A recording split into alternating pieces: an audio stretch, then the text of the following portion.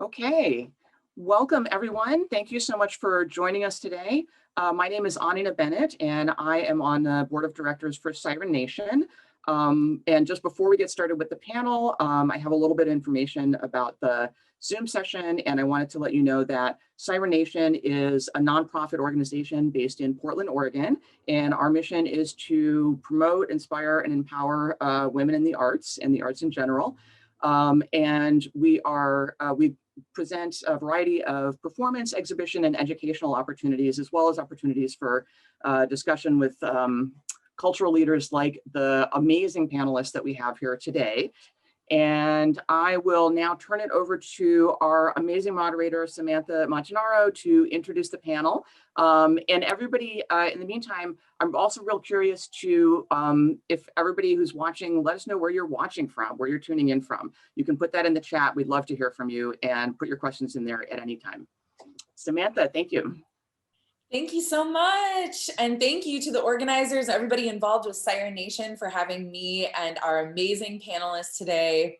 These hard times are sure good inspiration for creativity, but the impact of COVID and global shutdown on the arts community, and especially the feminine arts community, has been profound and transformational, no matter whether you're producing or consuming art. Today, we're going to explore how the arts have struggled, survived, and thrived during the COVID-19 pandemic. My name is Samantha Montanaro, and I am the co-founder and CEO of Toketivity, the global feminist community for active cannabis culture. I'm also the founder of Prism House, a full spectrum event space in Portland, and I'm a singer-songwriter under the band name Mama Sam and the Jam. I'm Mama Sam.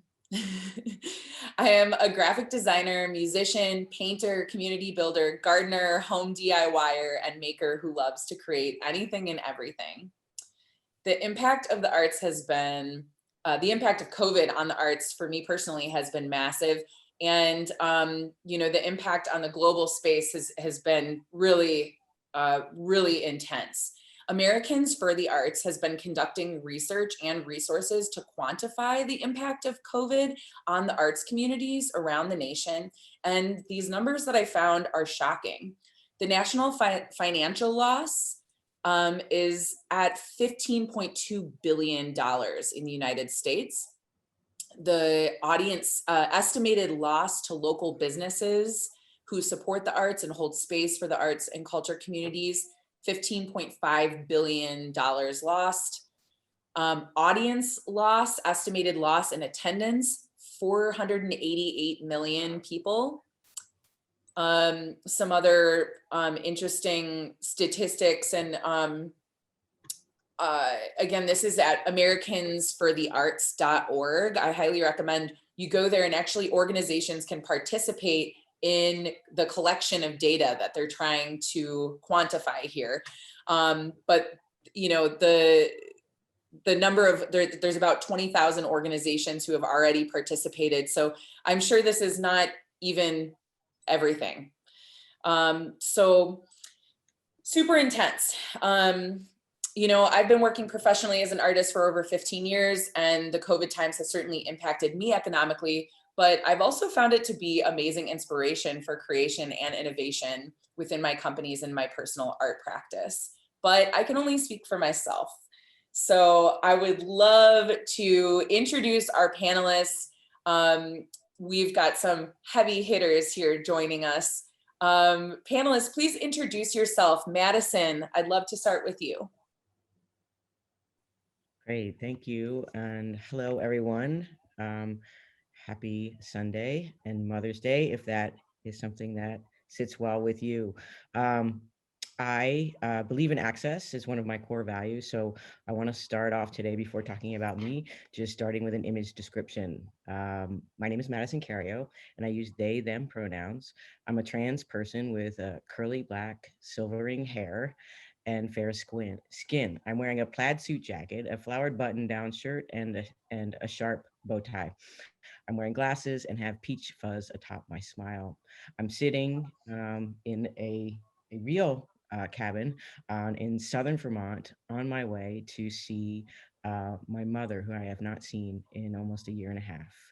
I am and have been many things. Right now, I'm honored to be the executive director of the Regional Arts and Culture Council in Portland, Oregon. And as many of you know, and if you don't, I will tell you, we fund in the Tri-County region, but we do more than fund. We support artists and creatives in process through grant making, through services, through professional development, and what I want to talk about, and we'll get into a little bit later, but I want to frame our thinking around the opportunities that COVID has enabled us to kind of take a pause, right? To take a breath and to listen to community and to imagine what we're doing and how we're doing it in an even more accessible and more thoughtful, intentional way. So thank you. Thank you, Madison. Sarah Clarke, please introduce yourself. Hello, everyone. My name is Sarah Clarke. I am she, her, please. I am a very proud woman of color, born and raised in Portland, Oregon. I'm a mother. I am a vocalist. I am a keyboard player. I am a small business owner and activist. I am the founder and president of Musicians in Solidarity, which is a 501c3. Our aim is to bring more equity into the music industry because there can never be too much. I also am a co-director of Music Portland's LEAP, which is the Leadership, Equity, and Advocacy Project, in the nonprofit arm of Music Portland. I am in bands and I love to make music, although it's been a really challenging year for that. We'll probably talk more about that later, but thank you so much, all of you, for being here. I'm really looking forward to this. Thank you, Sarah. Kisha, please introduce yourself. Hello, I'm Kisha Jarrett. I'm the managing director of Artist Repertory Theater in Portland, Oregon. And first, I would like to acknowledge that I am on the traditional lands of the Afalati, the Cowlitz, the Tualatin and Kayapuya, and the Confederated Tribes of Grand Ronde, most of that land unceded. And since we're joining from all over, if you would like to know on which land you reside, you can download the app Native Land, and it actually takes your GPS coordinates from your phone and tells you which tribes made their homes on the very land in which you reside. So there's always that's in the front of my mind. I am loving the fact that everybody has an ampersand of all the things that they do, because when you're younger, they try to make you seem like you have to just go in one field in one section. And I get to do that for maybe about 2 to 3 years. And then I would hop over and do something else. So I am loving being in a space that everybody else also has those slashes. So I'm a producer and a director and a writer and an actor and a musician, and I like to sew, and I read about 300 books a year. So that's my gig. And I think that for me, one of the biggest things that I'm really excited to talk about, especially with this transition from COVID and in the arts, is about what social justice work has done, especially during this time of a pandemic, and particularly since May 25th, from the video of George Floyd being murdered coming out, that there's been a lot of advancement in regards to granting, and I am using that word granting correctly, granting some people of color in positions within organizations that have not done the work. And so then you are really putting people of color in positions where there's already toxicity lining up. And not only that, but then for those people that don't have really support when white supremacist rhetoric comes at them, when misogyny rhetoric comes at them, that then they don't actually have the support to really go and move and still make those continuous changes. So I'm excited to get to launch into that and see how we can work together to make sure that that's something that organizations are doing organically, and also that the people that are watching this panel, the people that will be watching this panel, can take back with them, and some of those maybe implicit biases that they have, just sort of taking a moment and being oh, Got it. Okay, now I can start to have a conversation with you about a point and not like come at it from like, okay, now I got to talk to you as if I have to explain racism to you, and then I get to talk about the problem. Thank you so much, Kisha, and very excited to dive deeper into some of those topics that you just covered too. Definitely very relevant. Tara. Hello, good afternoon, everyone. My name is Tara Johnson-Medinger. I am a 50-year-old white woman. I am a mother of 2 very busy teenagers, and I am a producer and director in the film industry. And I'm also the executive director of the Portland, Oregon Women's Film Festival, POW Film Fest, and the POW Girls Education Program. For the last 20 years, I have been highly focused on the visibility of women and women of color and non-binary folk in the film industry, in particular here in Portland. And that is where my focus has been. It's been a very exciting journey to see how much has shifted and also where we need to continue to go and push. And so I'm glad that I'm part of that.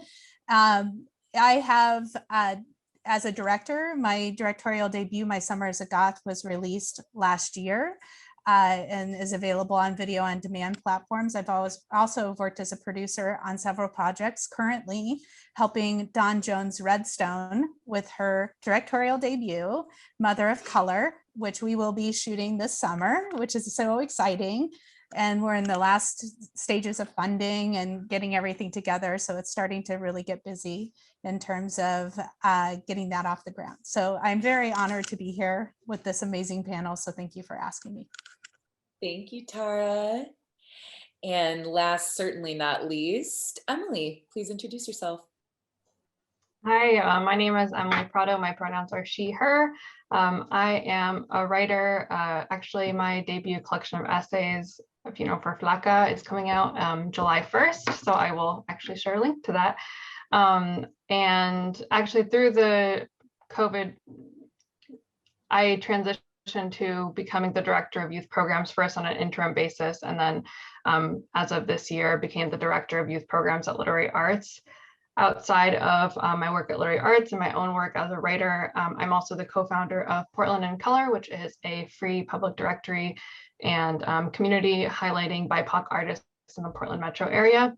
And also the co-founder of Noche Libre, which is a Latinx DJ collective. So, you know, today I'll be talking about my multi-hyphenated work as well. And, you know, from the perspective of also what it was like to transition from being an artist and full-time freelancer then to working in an arts organization, and yeah, what that pivot's been like. So really excited to be here and grateful to be in community with you all and to hear more about everyone's perspectives today. Thank you so much. Thank you, panelists. Wow, what an impressive lineup. Y'all have so much, you know, the combined expertise and knowledge and advocacy and just like love and beauty is really amazing. Thank you so much for being here. So, I mean, let's be real. This has been tough. Like, this has been really tough. And I wanted to start with the struggles, because let's talk about the struggles and then let's kind of like move forward from there. But this has been really tough, and we've been witnessing a lot of different struggles surrounding us. So I'd love to open it up, and, you know, for the panel, we can just go in the order that y'all introduced yourselves. If you'd like, also feel free to popcorn if you have something to say, you know, piggybacking off of somebody else's comment, feel free to jump in. But I would love to hear about some of the struggles that y'all have had, and I can say, you know, to share a little bit about mine before we get into it here. I opened, so Prism House is an event space that I started hosting community events in my home, specifically for the cannabis industry, to circumvent some consumption laws, to be inclusive of cannabis patients and people who want to consume. I started Prism House 6.5 years ago now. And in the fall of 2019, I moved into a 4,500 square foot event space in the Foster Powell neighborhood and spent the fall of 2019 renovating that space. And, so you can imagine my shock and horror at the shutdown that happened not much more than 6 months after securing this space, renovating, and really we were open for like a couple months. We moved out of the space, and some of my biggest challenges have really revolved around being an event planner and throwing community events for my living, and then having that just completely, like, still to this day, I don't have any plans of doing any in-person things because of the risk burden. So it's been really intense and really difficult to transition my business and to figure out what to do next. Thankfully, Tokativity, we were already doing online events. We transitioned online and it's been very successful. But some of my biggest struggles have really come with that physical space and the massive, massive financial burden that has been put on me as a business owner, as a small business owner,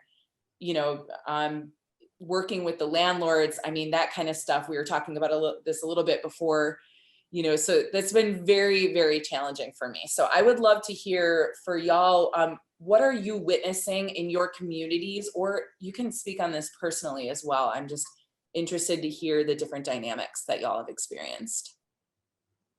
So if, Madison, why don't you kick it off here? Because, we were just talking about your space. Yeah, thank you. It's a lot, right? So I can't talk about the state of the arts in terms of COVID because this past year and changes is a lot more complicated as it should be. So I will say what I have seen and felt from the communities that we serve, and I see my role as being in the service industry. I mean, part of my background is coming from what I like to think of as the dark side, and the dark side is in technical theater. So some of the things that I have noticed throughout COVID and after the murder of George Floyd and wildfires and all the other things that have happened and layered upon the community in the the Portland, Oregon region is you see the systemic racism in all of our systems, right? So those who have the least and do not have access, or everything was compounded. And so part of our journey and my journey personally as the as the privilege of being a funder, right, and running this organization and is the opportunity to listen, which I mentioned in the intro. And so in that listening, what we heard and what we saw won't be news to anybody on this panel, and it won't be news, I think, to anyone who is joining us today. And it's that I want to raise up individual artists and creatives and creatives of that whole spectrum, right? So as a technician, right, the folks who are invisible in our field as immediately kind of falling through the cracks of the system, including PPP funding, and the the CARES funding, all this money that came in, and a tiny bit came to the creative sector, to be clear. But I did see individual artists and creatives, and that gig economy not being eligible, not being able to apply if you did not have a 501c3 or an LLC. So that was one of the first noticings. Wow, ouch, right? And then looking at Portland as a tourist. Yeah, I am relatively new to the Pacific Northwest, and I came from Atlanta, and it's a very different culture and community there. So that's one thing I just want to bring up to notice, and I would love to hear from other panelists about that. And then the thing that Samantha was referencing, this idea of space, like who has it, who doesn't, that's a thing. And now it's COVID, and we've been out of our space, all of us, for a long time. And the question, right? And now what? And how do we deal with the now what when we're coming from a place of really, I don't want to say thinking about, but actually making change around racial equity. So I think about the space, literal space that RAC occupies. And I know that going back to business as usual is not an option in any way, shape, or form. So what do we do with a space, right? And so that there's a burden and an opportunity there. And this is a wonderful thing. Like, and how can we use this space as really supporting community in a way that has nothing to do with the organization that is supporting the community, right? So like, how do we get out of the way of the process that's happening? So that maybe was too big, but I was just thinking like that's my experience, because it's really hard for me to unpack COVID from everything else that is happening. And I see an opportunity to actually function differently. And as a funder, I'm really excited about that opportunity to not only change what we do, but also to influence other funders and other ways that money and resources move through our system. I'll stop there. That is so powerful. And I love that you're framing the opportunity that is presented in front of us right now with what we can take from this collective multi-layered experience over the last year plus, and stack these things on top of each other to create change and opportunity, especially for folks who have been marginalized. So thank you so much for that commentary. Sarah, do you want to share a little bit about what your experience has been like and some things that you're witnessing in your community? Absolutely. Yeah. Before COVID hit, I was in a touring band, and that was how I made most of my income. And so suddenly that changed, and, in a very, very drastic way. I'll be honest, at first, I felt a little, this is a really weird word to use in this circumstance, but a little bit of gratitude, because I didn't realize how tired I was and how hard I'd been grinding for the last few years.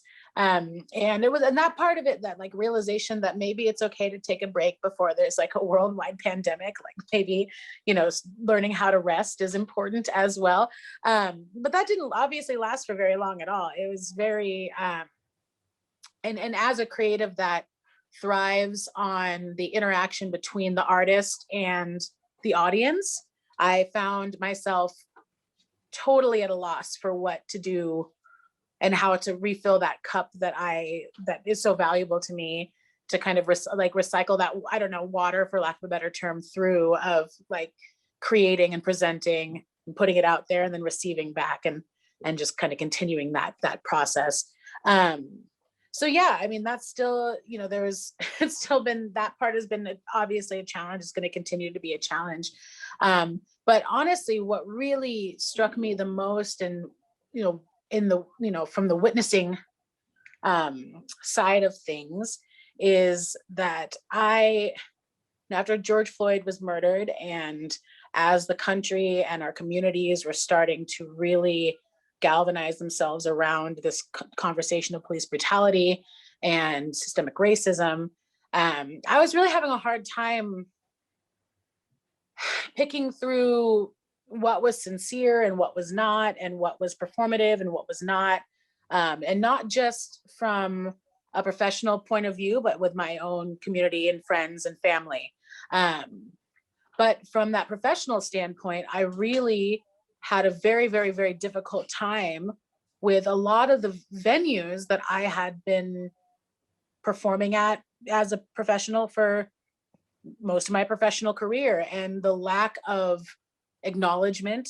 In my mind, I feel like it's really easy to make a lot of money off of people of color, and especially in the arts, and so these folks that are profiting off of Black art and Black performance, and people of all colors, their art and their performances, just to sit there in silence while this thing is happening, was very, very frustrating. But then I was also kind of having a hard time with, the Black Instagram square, and just how very little effort that takes. But, and it's just to like show who, I don't know, that I'm a good person. I have this little Black Instagram square. So yeah, I mean, that was really, and from that, and those feelings that are still, I mean, I'll be honest, I think about it all the time. I'm not sure that I have quite figured out personally what I feel like I need to see in order to feel comfortable in these venues and spaces again. But that's where Musicians in Solidarity was born, was at those moments. And as I'm talking to my community and my music community, and people are reacting and feeling the same things I'm feeling, it was really moment to rally around those ideas and try to start making some change within our industry. And that was, the idea of Musicians in Solidarity was that it could be, nurses in solidarity or chefs in solidarity, but like, taking on the whole world felt challenging, but maybe we can make some change in our own niche spaces. And without the pandemic, I would never, ever, ever in my life had time to really even sit down and think about, I think even just the racism in this world, I keep myself busy to a point where I sometimes, and maybe this is like a choice, prefer not to focus on that choice was removed. And so, yeah, there's been a lot of ups and downs, but they exist in that way. I don't know. I think you just hit the nail on the head of like, America, we're all too busy to even see what's happening right in front of our faces. We're too busy keeping ourselves, we were too busy. And it's incredibly painful too. I think for people of color to, it's like you face it every day, you see it every day. It's just existing in your life every single day. And so I think that there's a lot of coping mechanisms that come into play there. And those things include being so busy that you just don't focus. And again, having that removed, it was like scraping a scab off, and it's just because that it's there, it's always been there. And now you're just making it bleed afresh. And it was just very, very weird. Traumatizing, but I think in a I don't want to say healthy, in a healthy way. I'm just going to use that term. I think it was good. Kisha, what are your thoughts here? Yeah, I was about to jump in, and then I was like, no, I need to use my active listening skills and not think about what I was going to say and finish listening to what Sarah is saying. So I appreciate that, because yes, like that's such a big thing, is that not just Black people, but anybody that is from a marginalized community, you have these feelings that like, if you don't just suppress the daily like interactions that come to you like that, you will hulk out. Like, and that is so rage filled. That is so that's hard. And so like you just sort of like let some of that stuff go. And what this particularly did was that the world went from like who bakes the bread to watching a 9-minute video, right? Like of somebody being murdered, like over and over and over again. So much to the point where I was like, I still can't watch it. Like, I'm not going to watch somebody be lynched. You know what I mean? Like, don't put it on my feed. Don't show it to me. Don't do that. Like, that's absurd. But like, that's what it was. And you even look back at some of those lynching photos, lynching postcards that used to be mailed in America, that like all of these people would come to as a picnic gathering and see. That is traumatic. It is traumatic. And to have like, not only that, but to have, and like to keep asking Black people in particular around that time to be the spokesperson of whatever your solidarity statement is, whatever your like outcry position is, to like back and be like, hey, but this we know this Black person and they say that what we're doing is okay, is like moving through mud, right? Like it is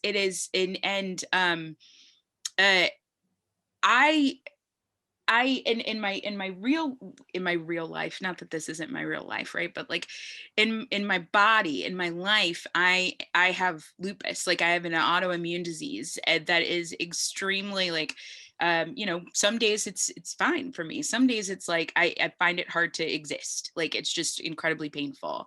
And that's what it felt like to me. Like that moment in time just felt like every day was incredibly painful. What I hope happens is that the conversations that we started as of like May 25th continue. This has been the first thing in my time that I'm not that old, but like, you know, like I wasn't alive in the 60s. So like, that's the closest thing that I can think of, that there must have been this feeling in the air of like just groundswell of change. And that's what I hope continues. And it can't be that, like, you know, that success was made with George Floyd, because on the same day that the verdict came out, there was another shooting. And so like you know, it is particularly in terms of the arts in America, in the world, there is an anti-Blackness that happens. And not only that, but the capitalism in America, the capitalism in the arts that capitalize on Black people in this country. And to then see people that, you know, have a comeuppance, right, like to get to a certain part, and I'm including myself in that wave. I was the marketing director of Artist Rep for like 2 years, and then just became the managing director in January of 2021, at least in title, right? But like the thing is that the I can't do it by myself. Racism does not benefit Kisha, the black managing director of Artist Rep. I need for the people that racism benefits to be louder than I am, to point out those inequities before I can point them out, to see that before I see it. That's what I need. That's what I see. That is a whole, and that like I see more people doing that, but we need a whole groundswell, and not just for the Black people in this country, right? But like, look at all the hate on the Asian American Pacific Islander community in this country that's happening right now. Look at all the trans hate that's going on in this country. Look at all the immigrant hate that's happening in this country. And what we as artists do well is connect and heal and find those reasons why, and then try to promote change. And so like that like tick of like, we see that issue, and then like forming that, not trying to be kumbaya about it, but forming that like actual change and starting that change, being that change, that goes a long way. So powerful. I got this sticker from Don't Shoot PDX last summer at a community event that they held, and it says, "The role of the artist is to make the revolution irresistible." And I feel like that it just, you know, when you were saying that, I was like, where is it? I keep it out all the time because I love that so much. And this was created by Amy Akamoto. And I'm not sure if that is a quote by that creator, or if that was just the sticker was created by them, but I absolutely love that quote. And I think that's definitely something that brings us together in this space here now. Tara, I would love to hear, you know, your thoughts and also, you know, some of your struggles from your lens as a filmmaker. Thank you everyone for your amazing words. And just to echo Kisha a little bit, like I am really practicing my active listening. As a white privileged woman, it's important to me and to the betterment of our arts community and community at large that more white people listen and are proactive in terms of calling out folks, especially in terms of racism. And those are things that I'm practicing. And I'm not successful at it all the time. And but I'm continuing to learn and to listen. And it's scary. I want to acknowledge it's scary, but it's also highly important. At the beginning of this pandemic, directly being impacted by, you know, like all of us, like everything shutting down completely as a filmmaker, production just came to a screeching halt. A lot of our plans, Dawn's film was planned to be shot last year. We had to put that on hold. I was in the middle of working on getting my film ready for delivery. It was supposed to go theatrically in last May, and there were no theaters open at that point. And so I felt incredibly fortunate that I had signed a distribution agreement prior to the pandemic, and that was, you know, solid and going, but we had to really change those plans dramatically. And so as an artist, I felt really sad to let that go. But I was also fortunate to have gone through the film festival circuit and be in front of audience with my film prior to that. So I also felt incredibly grateful. I had this very polarizing experience of my personal project. In regards to the film festival, we were supposed to start the next week after things had shut down.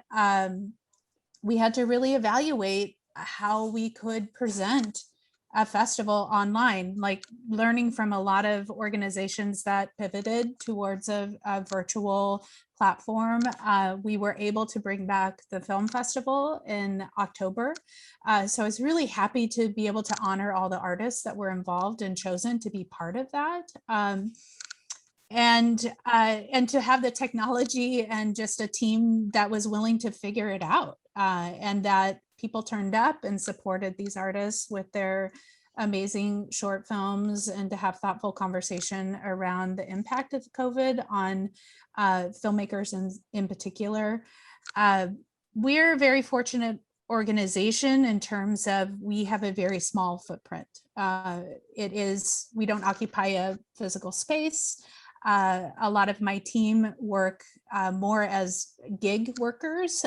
So they come in to help support. And then we also have a ton of volunteers. So everyone was taken care of in terms of financially what we could do to support them. And then also being able to not have a ton of overhead to contend with as an organization. So it gave us the opportunity to really step back and let other folks that needed the funds, those funds that were granted directly to artists and to organizations that were struggling. We chose to do a fundraising event for the Clinton Street Theater when we did our virtual event for POW Film Fest in October, and gifted the funds that we raised for tickets to them, because we were able to, and we were able to continue to uplift those organizations that were struggling. So I feel like our organization and myself in particular, especially with the murder of George Floyd and all the events that have been so tragically impacting our community and our arts community, it's given us time to think about our organization and equity and inclusion in terms of our staff, in terms of what kind of art we're presenting and where we can become stronger. And so my team and I have been doing a lot of deep diving into, in particular, our POW Girls education program, our education curriculum. That program has been going for 5 years. We put a pause on it because we're committed to doing in-person programming, and we weren't interested in creating a virtual platform for that. So, and again, we had that opportunity to just stop. We were able to we had a RAC project grant, and we reallocated that to curriculum development. And Jeanette Lee, who is my lead teacher, helped me with reinvesting into that curriculum and taking it further as far as what we want to do as an organization. And it gave us the time. Sarah, you talked about that and how important, because we just never got to that point because we were always so busy and things were happening, and we just kept putting it off. And I think that this pandemic and this space has really given myself and my team time to really think about what we want to do as an organization. A lot of things have changed over the last 20 years in terms of visibility with women in the film industry, and a lot of people talk about it, whether it's true or it's a marketing tactic. It's an important part of what we've been involved in, but maybe there's a different way that we can be more supportive So things that we're discussing how we can take that. And there's a lot of patience around, I think, where art organizations are going. And I appreciate that, because I don't feel like this rush to make a decision and to, continue to put content out. It's like, it's time to take a moment and really think about what we're doing. And so that's where I'm at personally. The pandemic has been really good for my family and I. Having two older children, my daughter's going to be heading to college this next year. As a family unit, it gave us the time to really connect, to talk thoughtfully about all the issues that are going on in our world today over this last year, and have some really tough conversations. And I've appreciated that tremendously. Thank you so much. I think intention is the word that kind of kept coming through for me while you were talking. And I, think that that it's definitely felt time that individually and collectively we're moving more intentionally. And I think that the future of an intentional community and an intentional United States sounds much better than pre-pandemic times of moving so quickly and without intention, solely for one's individual gain has really not worked for the collective. So thanks for sharing. Emily, I'm excited to hear what you have to say, and there's been a lot said here, so I'm looking forward to hearing your thoughts. Yeah, so I think, first and foremost, to answer the question of like, what has COVID been like and the impact on the arts, I think it's been just a really intense period of like loss and grief collectively in different capacities for different people. I think, one of the biggest things that I've witnessed is a widening gap with equity in different fields. So not only like my work in the schools, we had to think about when we were, able to pivot, what did those programs look like and what could we do to make sure that they were going to serve students? And that looked really different with students not being in schools. That was really, I think for me personally, surprising, not thinking about how much. I think there's a lot of things that are problematic with school structures, but one of the things is that it's a physical place where students go. They can get lunch if they need lunch. And suddenly you had students being at home without access to internet a lot of times, not sure what their food situation was like. We also had a lot of students who had to step in to help in their families with the workforce. So some of them were not able to go to school during normal hours, especially when Zoom in the beginning of the pandemic wasn't the norm. Students were not online at the regular hours. So for me, that was just really difficult to think about, what can I do in this time to make sure that the arts programming that we're offering can reach as many students as possible. And then, like Kisha mentioned too, like this has been a period that has benefited me as far as right before the pandemic, I was freelance. I was a freelancer for almost 5 years, and my predecessor was really sick. And so I stepped in to fill her role as an interim director. And, on top of navigating pandemic, also what Kisha's mentioning of navigating a white institution and also learning more about nonprofit structures and how, I guess historically white institution, and stepping into the role and being new to the role. It was a really challenging time, but at the same time, I knew that I was really lucky to be in an institution that was able to have the resources to pivot, because so many people that I know don't have access to the financial footing to allow them to pivot. And also, like Madison mentioned too, there's grants and funding, but a lot of time there are barriers that are put in place that prevents people from accessing, whether that's you have to have 501c3 status, or you have to have an LLC, or you have to have a social security number. This has just been a time where I think those gaps are widening. I mean, you look at the financials of like billionaires gained whatever million or billions of dollars, and the workforce lost this many billions of dollars. And you look at the statistics of it, and then it's like people of marginalized genders, Black women, Latinx women, and I am just afraid of what the next period is going to look like, because there is a lot of I think, excitement and, inspiration that is coming through what has been a really hard period of time.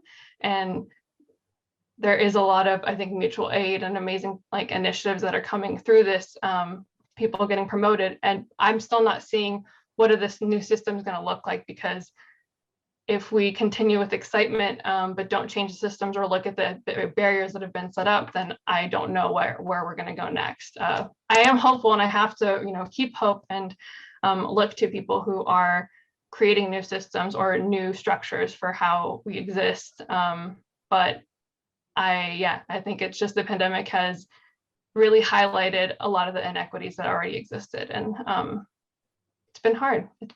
And well, at least I'm glad that I have the access to, the organization that I do. We made sure that, at the beginning, in my role of having different contractors, right away, I was like, no, even if you can't go back into schools, we're going to make sure that you get paid, that your contracts are honored no matter what.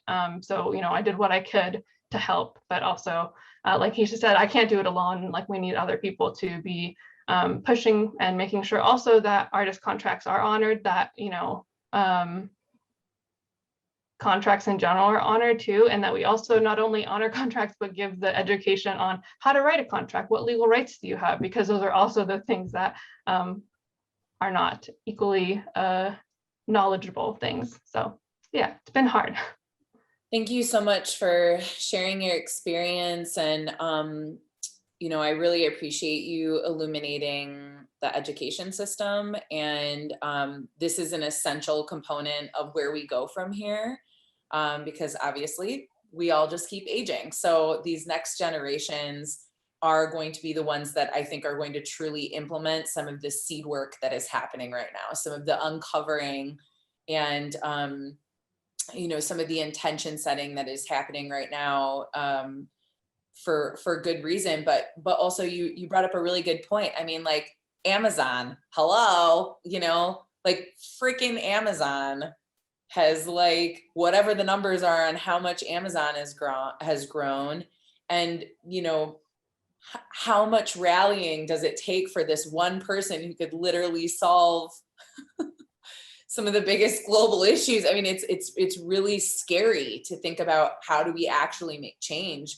when there's just so much inequity and so much power and so much money in the hands of just a few folks, and then the rest of us out here fighting over that freaking $1,000 grant to help us cover whatever we've already lost. And it really is illuminating the inequity and illuminating the massive room for growth and change for something that's going to work for the collective. So let's shift this into surviving, thriving, and the future. What next?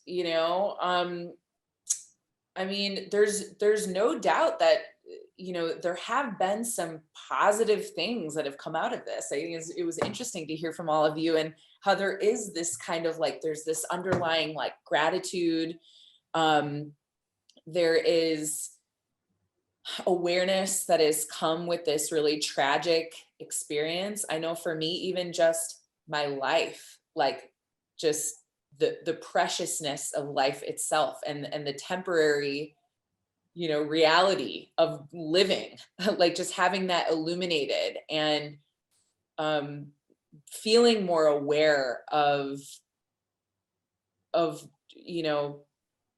just all of it and how it all works together. And I think for me, I've been surviving by really embracing that polarity of life and death, of all the things and none of the things, of health and sickness, of all of the just polarity that exists within our world.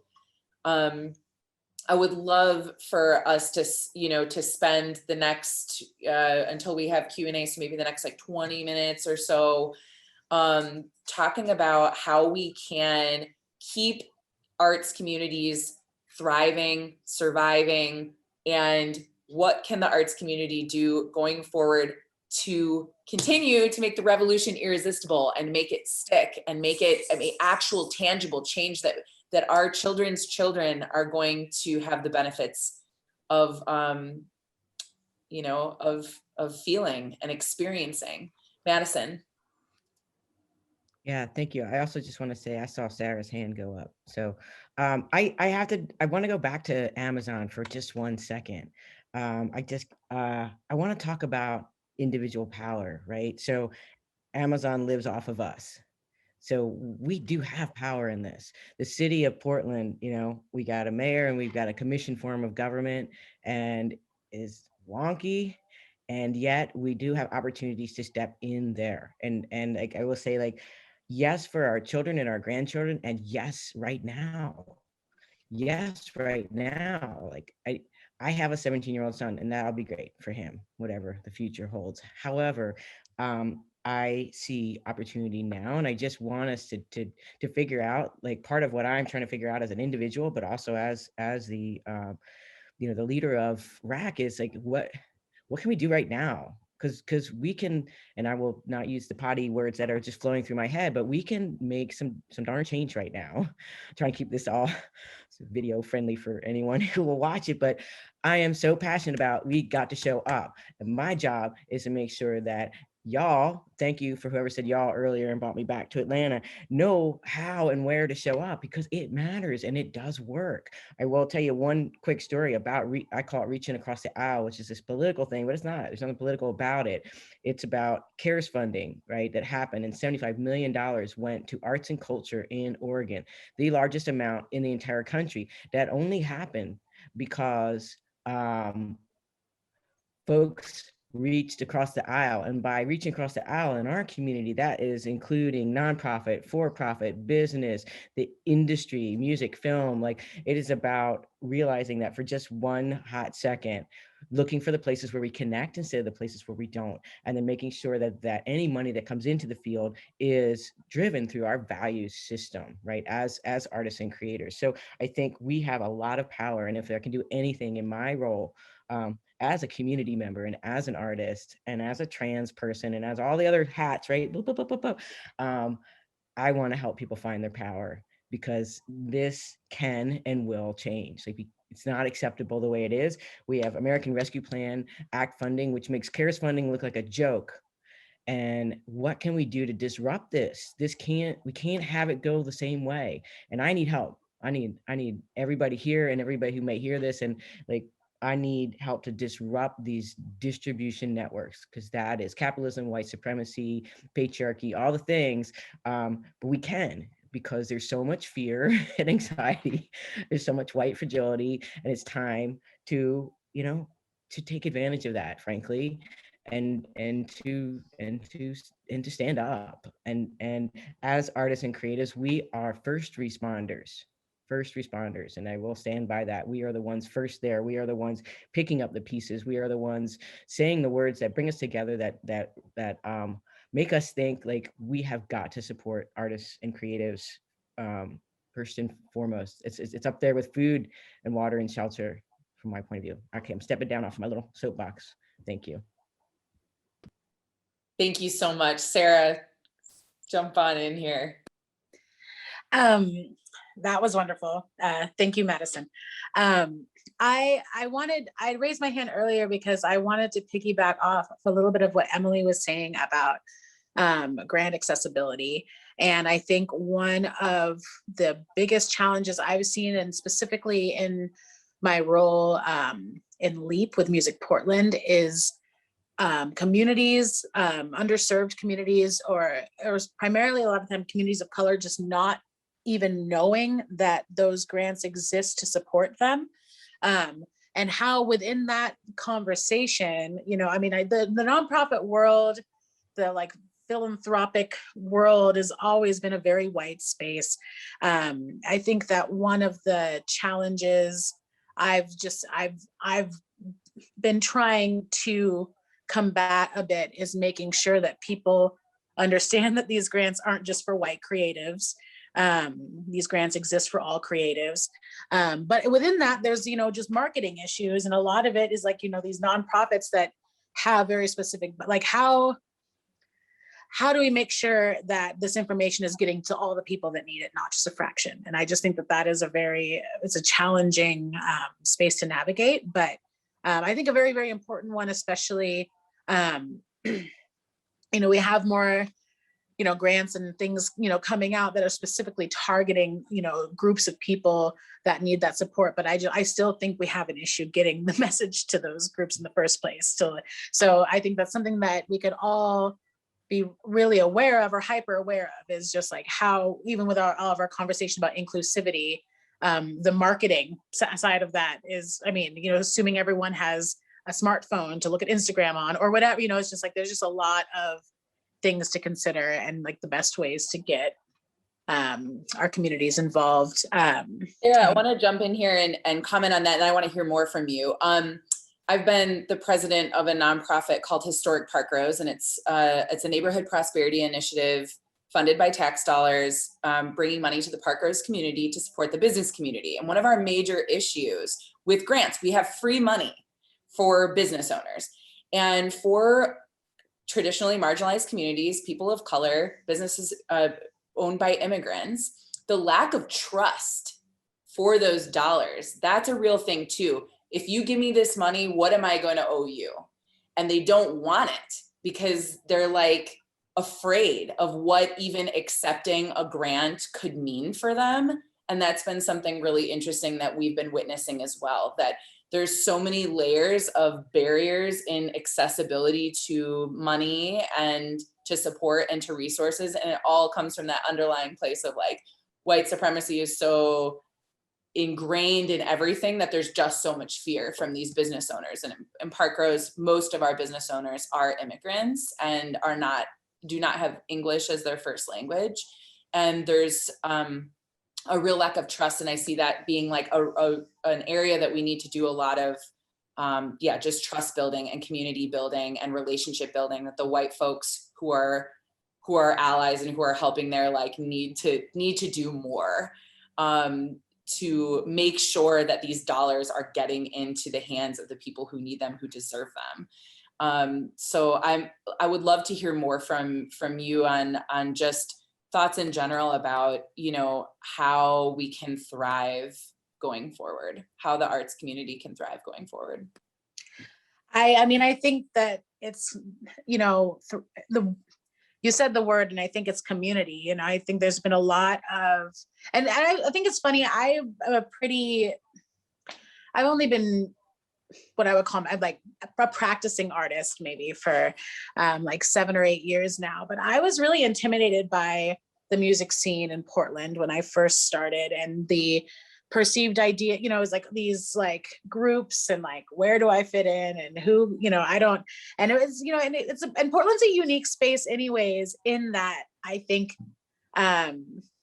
we tend to like silo ourselves, and so something I just think is really, really important for all of us is opening up our communities to be more inclusive of folks that practice art in ways that we don't, being very intentional with how, we're talking about Amazon earlier, but how we're going to spend our money. If you can, order, that whatever random thing you have in your like shopping cart on Amazon, you can also buy tickets to a show. I think that just getting people interested in coming together to support the arts is really important. But I also think about how to phrase this. I think that patience is a big part of it too, and listening and being open. To thrive together means that we have to be patient with one another, regardless of what the backgrounds are and where we all come from and our experiences. And I think that art inherently lends itself to that, but sometimes as people, we tend to divide a little bit. So I'm not exactly sure where I'm going with all that, but I really think that beyond the obvious needs of, financial support and having, stages and places to be able to create this art, all those things that we're struggling with right now because of COVID, that stuff is going to come back. But what are we going to carry forward? I think it really has to be the individual artist and the collective group saying that we support each other. And then not just saying it, but then doing it. So I don't know. I would love for Portland to be the artist space that I believed it was when I was growing up, and I feel like that was always the thing, like Portland's great for artists. And then I grew up and became an artist and I was like, how? Explain that better, because I don't really feel that, but I think it can be, and as I meet individuals and get to talk within panels like this, or when I'm within my community in real time, I'm like, yeah, it totally can be, but do we practice that? Are we intentional about it? So yeah, that's my thoughts on that. I love that. I love that you illuminated the power in our spending dollars and just how freaking powerful that is. That, I know for myself, my spending habits have changed. And I am way more willing to literally just send someone money than I was before. Just someone who I love what they're doing.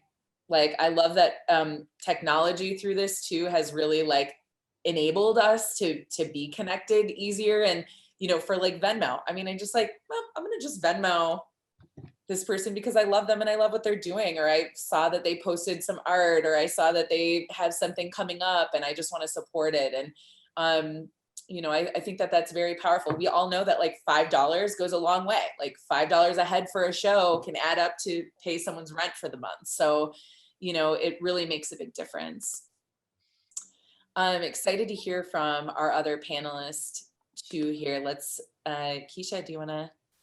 Yeah, I just want to piggyback off of Sarah. I feel like that's all I do is just piggyback off of Sarah. So I think you just need to talk before I talk at every meeting. And just say that, I wrote this in the chat, but this is something that I've been talking about with Artist Rep as our Arts Hub, which is our the community base of the theaters, but that it's not just for theater. There's many different arts organizations that fit under the umbrella, right? Like of the Arts Hub, but really broadening that and not just being for a space related, like you want to have a prorated rehearsal space or a performance space or an office space, but broadening that to be that, what we have is in terms of thinking about grant money. Like if we think about grants and even how to procure them, how to write for them, how do you even know what they are? That's all related to big industry, big education, big culture. And what I mean by that is, again, predominantly white, right? And so like, if you don't go to those grad schools and you get taught how to write a grant, you don't know that you can write one that's just for the thing that you've just been doing. And so it's all this insular knowledge that until you get in to the thing, and Emily was picking up on this before, until you like start something, you don't actually know all of these other spider webs that are happening within. And so, that idea that these organizations that already exist in Portland, that the community in which we're talking about, and when we say community, let's be clear, we're talking about people of color. We keep saying community, but that's like an odd sort of way to have that, right? But like what we're saying is that if they're right to be mistrustful of predominantly white institutions. We have in our history not said that you are continuously valued in our spaces. That was a very hard thing for me to even like say, that Kisha as a Black woman is a part of a predominantly white institution, sort of like organism, but I'm working hard to change that, but like that's what it is.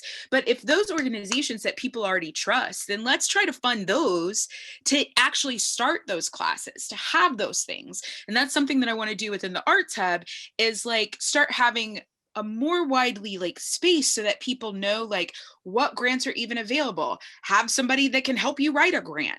Have somebody that writes the grant with you. Like, so if you're not great at, if English is your second language, if you're not great at writing, if you're not great at reading, that there's a resource that's there for you already that you can have. The other thing that I wanted to like bring up on is that it's not just to be inclusive, it's to be transparent. Like, I am also an individual artist. I am, you know, I just applied for a OCF grant.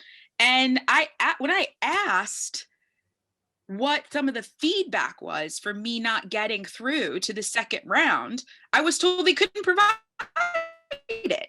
And I was like, well, how, as an artist, as someone that's going to continuously write grants, how do I get better if I can't get feedback on what my grant was? That makes no sense to me. And not only that, but you can't tell me in which framework the people that got through to the second round, where they fall in the spectrum. So like, that is also something where you're like, you can't just throw up and be like, no, we're totally, we're going to do this and have these grants and they're totally accessible to people. But when you apply, we're not going to tell you any feedback on your application. We're not going to tell you where people fell.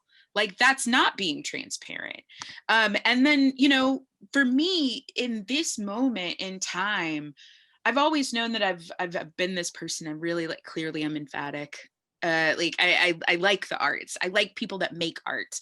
I want to help people make art. And one of the things that I really realized during this moment was that like, I was put on this earth to help people find their passion and tell their stories.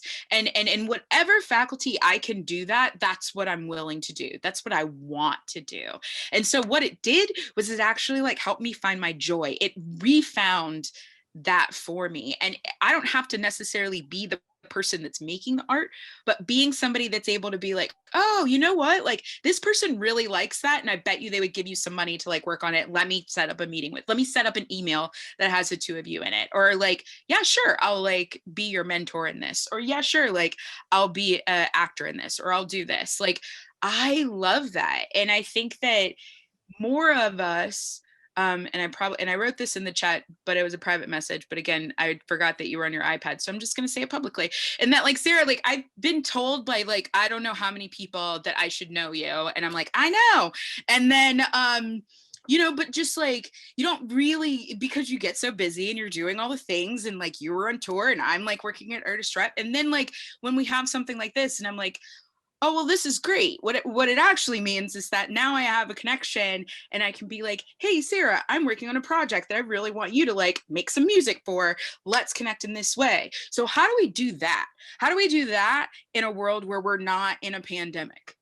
How do we have those networking things that aren't those like gross, I feel really awkward in-person networking things? Like, what does that look like when we get to the future? And maybe Madison, that's a you, like with rec, like, I don't know, you know, but like, there's something in there that is much more about taking all the things that started to change. And even with this ickiness sometimes of even being on a Zoom and being like, those weird pausey moments where everybody's just staring at each other, but nobody really knows like what to say. Like, are we going to do that when we get back into person? I don't know. But like, let's try to use whatever those creative moments that we have to create that change, but create it joyously and create the system that we want, not just go back to what we already had. I love that. And I love that Madison had put in the chat box too, like, what if we considered just getting rid of grant making altogether, right? Like, what if we like, let's just dump it out, like just dump the whole thing out. It's time to build something new. Excited to hear from Tara and then Emily for, you know, kind of final thoughts here about surviving, thriving, and the future. Thank you, everyone. Gosh, it's just so much to ingest and think about and get excited about, and I can't wait till we're in community together. For my industry in particular, filmmaking, you know, I have been on the side of disrupting the sort of status quo of that for a long time. And a lot of how I've functioned is by doing and bringing in people that I feel like reflect the values of the work I want to do. And also associating myself with artists that I want to help use my skills and my experience to uplift them into a new position within the film industry. Like many arts organizations, film is just like, it's such a fast paced, especially when it's production, that people hesitate to slow down and to really be intentional about who they're bringing in. And then they fall on the, well, we can't do that. There's nobody here. There's no women directors in Portland. And there's like, a ton of them that are like, hello, but it's breaking through that that clutter, right? Of that there is not these people, or they don't have the experience that we want. And so I think that in terms of the community that I know of women and women of color and people that have not sort of fallen into the traditional look of what a director is, has really increased here in Portland. And I'm excited about that because a lot of new voices, voices that have been creating for years are finally reaching more the mainstream, I guess, I don't know, or people are paying attention. I feel like larger organizations that are out there to support the film industry are implementing programs to elevate voices that haven't traditionally looked like the staff that worked in these institutions. And I think that that's important. I think that it's like moving a gigantic Titanic vessel, right? But there are an immense amount of people out there that are so deserving of this platform. And for me, it's an opportunity for me to take my skills and lift up somebody that hasn't had that opportunity. Working with Dawn on this upcoming project has been the most diverse and inclusive team I've ever worked with. I'm so thrilled about that. And the fact that we have taken the time and had the patience, as Sarah has said, to really thoughtfully create the right team for this project and to support Dawn's vision. And that has been just so, I mean, I'm overwhelmed by it every day about who's coming forward. And that gives me hope for this industry. Also recognizing so much work to be done. And yeah, I'll leave it there. Thank you. There certainly is a lot of work to be done. It's a good place to just drop it. Thank you so much for those thoughts, and excited to see the project that you're working on when that drops. Emily. Hi, I know we're running short on time. No, I made a list for myself so I can. Don't feel rushed at all. Take as much time as you would like. We're good. Thank you. So yeah, I think one of the first things I saw that I think Madison wrote it, but access to healthcare was going to be one of the first things that I said, because yeah, I mean, that is, I think, one of the main reasons that I, for example, personally have gone back to working in an institution where before I was doing more of my art. And I think that, I mean, I am also, again, really grateful for the job that I have, but it just gets me so excited to think about what would our world look like with access to healthcare and like basic level income, that we could have everything like survival taken care of so that we could actually, answer the question of thriving, right? Because I don't think everyone has access to thriving if you can't survive. So I think with that too, like when we're thinking about money, I think maybe it is just, getting rid of grant making as a model, or just changing what grant making looks like, because there are so many different things you have to answer, budgets you have to create, things like that. And I would love to see more of just giving money without asterisks. You know, mutual aid, we can learn from mutual aid. That's one of the best ways to just give someone money and not ask them where it's going. Or, you know, if the point is to help them as an artist, then like we can trust that, or as a person, right, that they're doing what they need to do. And I think too, that's what nonprofits often come across as, like, there's a lot of funding for maybe programming and new program creation, but not the administrative, like, of running it. So the people that have to work it, as opposed to creating new programs, which leads to like that cycle of burnout. And one of the things too that we did for, we have a competition called Virtualandia this year. It is based on our Versalandia Youth Poetry Slam competition. So we, instead of doing technological prizes, which we've done before, like iPads and things like that, we did Visa gift cards this year, because we're like, people need cash, and also not everyone has a bank account. So I can't just give you a check and assume that, you know, that you can, you know, put this in an account somewhere. So that was just one small thing that we did. And I mean, echoing what Sarah said too, like with the money that you have, like you can individually support artists, you know, buy their artwork, go to their shows, donate to their Kickstarter campaigns.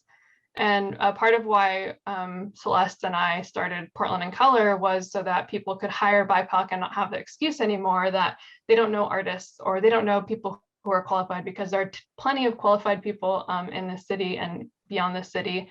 And so we created that directory that's free, so that literally, you know, if someone's like, I need to hire a graphic designer, you can do that really easily and for free by just going to our website. And we did also do a networking event so that, you know, people could connect, hopefully, like with people who have the power to hire other people. And then a lot of our work has also been focused on professional development, because again, like Kisha said, how do you write a grant? What are the components of it? We did a workshop series for a weekend with the IPRC that was how do you write a bio? That's the class I taught. You know, you're asked so often, but those are small things that are going to be asked on a grant, or like if you want to be on a panel, that's going to be asked too. So just small things like that can help with professional development, how to make a free website, what is included on a website, you know, so just things like that can help artists with the professionalization so that they can access hopefully grants and other things. Sorry, my printer is making loud noises. Yeah, and then I think the last thing I just want to say is just, you know, I think that in this next stage of life in general, just being open to questioning like what the existing systems are within your institutions, or maybe even like your community, your homes, right? If someone asks you why is this the way that it is, being open to changing it if it turns out that actually it's not the right system, or there's harm that is being caused maybe that you didn't realize is caused by that system. And like, even like I said with money, if it's changing a requirement to make it to a gift card, like why not? That makes it so that other people have access to it. So yeah, I think, you know, obviously there's some administrative things that go with that, but I think that that's the work that we have to put in to make systems more equitable if we need to change them, which I think most of them we do. So I love that. And I love that what you said about like, if you can't survive, you can't thrive. So like when we're looking at like, how do we move from survival to thriving, like basic needs being met, number one, right? And then, you know, thriving comes in the like reorganization of these systems and structures that support folks, and you know, increasing mutual aid and making things accessible, and just trusting people more. We have such a we're so skeptical. And I love that Anina posted in the chat box that, yeah, like the reporting of if you do get a grant, and then what do you have to do after that? It's really intense. It's really, really intense. And that requires so many layers that, you know, again, it's you have to be coming from a privileged place to even step into that. And that's maybe what needs to change. So, oh my gosh, this is so compelling. I feel like we could talk for hours. I would love to open it up for Q&A now. Also, I may turn off my video because my dog ate chocolate cake last night and he is not feeling great, and he's been pawing at me here. So I might turn off my screen here to take him out quick, but we'd love to open it up for some questions and to keep this conversation going. Go take care of your dog, Samantha. I just want to say I do have a question actually, and then if anyone in the audience has questions, you can feel free to put them in the chat and let me know. I want to say I think Sam left her video on. I want to say, first of all, thank you all so much for this conversation. This was like everything I hoped for and more. And I mean, everything from the conversation about what's involved in grant making and whether that's even, you know, the model that we should still be thinking about, to all the different elements of aspects of equity, racial equity, economic equity, accessibility. Kisha, thank you for the land acknowledgement, and Madison, thank you for the visual description. Those are both definitely important things that we plan to incorporate in our programs. I just did not get it together in time this time. But I do have a question for Sarah, specifically actually. I believe that Music Portland and LEAP and Musicians in Solidarity are engaging directly with the city of Portland about, you know, relief and potential actions moving forward for the music community. And to the extent that you can share information, can you tell us a little bit about how that's going? Yeah, I feel like I need to be, I don't want to live in a very vague world, but, you know, I without getting, you know, the direct go ahead to talk about some of the behind, I don't know if I can share everything, I guess is what I'm trying to say. But I think that in general, is, you know, something that's very unique to Portland, and unique for the music industry in Portland, is that we don't have any real representation in government, right? So there's like a Portland Film Office, but there's no Portland Film and Music Office, although that might change very, very, very soon.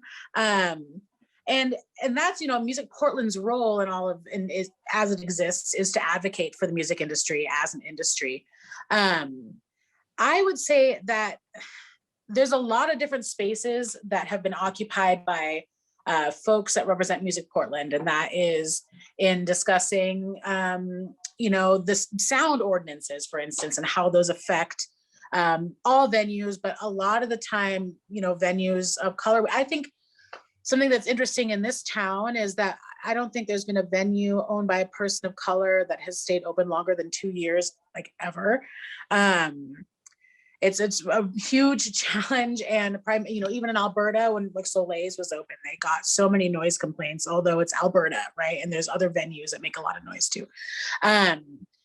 So I mean, like they've occupied space there discussing that. There's been a lot of talk with the OLCC and how some of those policies affect communities of color.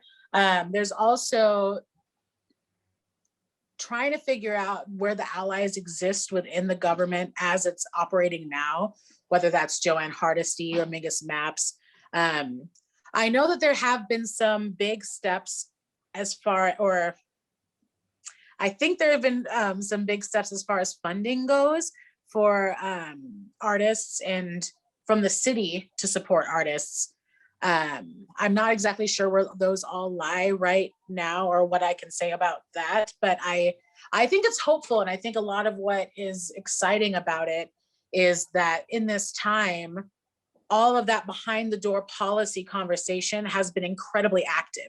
So like, maybe it doesn't seem, you know, from you know, the average artist is like, hasn't seen many steps forward maybe in the last 10 months, but there have been so many conversations that are about to, I think, push this dialogue over the edge into a real tangible place where change can be made, to support artists, music, and in a huge way, musicians of color within that dialogue. So I think it's, I mean, it's all very, very hopeful. I mean, I would say that my ability to really understand what's happening in local government is minimal. I think it's all crazy, but I think you're not alone in that. I am looking forward to seeing how these small changes that are currently in the works, whether if they happen, how that's going to affect the next several years of operations within the music scene. Thank you. Thank you for sharing what you could. I appreciate it. And Madison, did you want to say something? You bet. I can share a bit more, Sarah. I'll just piggyback on top of what you're saying. So I put a link in the chat. There's some event action tables, which check out, join, disrupt as you can, right? This is also about privilege and who has time every other Thursday for a couple of hours. But there are indeed lots of backroom conversations happening where some money is exchanging hands. But you have to get in the room and you have to pay attention, and we're trying to figure that out, like how can RAC help with that advocacy piece and get more and more voices in the room. But I will say this, $200,000 was voted on, I don't know, it feels like a month ago, is probably last week, maybe the week before, with 100,000 of that. There's things that are earmarked, and you can I will not say it properly, but read the kind of the announcements from the mayor's office. There have been conversations for years about supporting music in a similar way to the film office. I hope we do better than we've done with the film office, frankly. And there is now a city arts manager, which we're still trying to figure out what that means, right? And how does that work with RAC, and what are we trying to achieve here, and how do we stay connected? So that's one piece of that. And I do want to flag up again, like there is millions of dollars that a very small group of people is making decisions about. So I'm talking to you, everyone who's on this Zoom right now, like, please, like, I don't know all the doors myself. I'm still trying to figure it out. It's really hard with COVID to get in the room, but these decisions are being made now, which will affect the next 1, 2, and 3 years of funding for well, for anyone and everyone, and specifically for Black, Indigenous, communities of color, artists, and creatives. So we have got to get into every commissioner's office, right? Even the ones who are not allies, and especially the ones who are not allies, right? Because they need to know that this matters, right? And I'm like, feel like a politician, but I gotta move in that space, because it's not my space. It's just a space that I'm going to get in there because I need to know what's going on, and I need to figure out how decisions are being made. There is no equity in this process currently, but they're trying real hard. But we need you. This is how it starts, right? This is that community building piece. Like, we need your voices and your needs. One of the things that RAC did, just to raise up something, is that when we paused, we asked community through surveys and through focus groups, very specifically, what do you need? Of course, money. But money, as you know, is not the only answer, right? Access, easy, like we need to connect with each other. So I heard a call for convening, like this is essential. And so like, these are the conversations. So thank you, Siren Nation. Thank you so much. Because like, we have to keep doing this, and not out of crisis. Like, we have to keep moving when there's not crisis. But I will tell you, the next 2 to 3 years, there's millions of dollars that's going to flow through city, county, state. If we're not there to like, hey, what about this way? It will go the way it has always gone. That's what I've learned in my short time here in Portland. Well said. Thank you, Madison. We are at the end of our time, and I know that Sarah in particular has something else after this, so I don't want to keep people late. I do want to ask if well, first I want to say I hereby volunteer my services to help with writing and educational efforts for anybody who might want that. I'm not necessarily the world's best grant writer, but I'm a professional writer. I've written grants, and I know something like a little bit, tiny bit about nonprofit administration. I would love to help with those efforts. I would love to keep these connections going. I'm so grateful to all of you for being here and for being really, really honest and digging into some big issues. And before we officially sign off, I will say, great, Tave put a reminder in the chat that if you would like to save the chat, we will give everybody a minute to do that before I actually end the meeting. And because there's some good links and other information in there. You can find Siren Nation at sirennation.org. And panelists, any closing thoughts that you would like to share with us?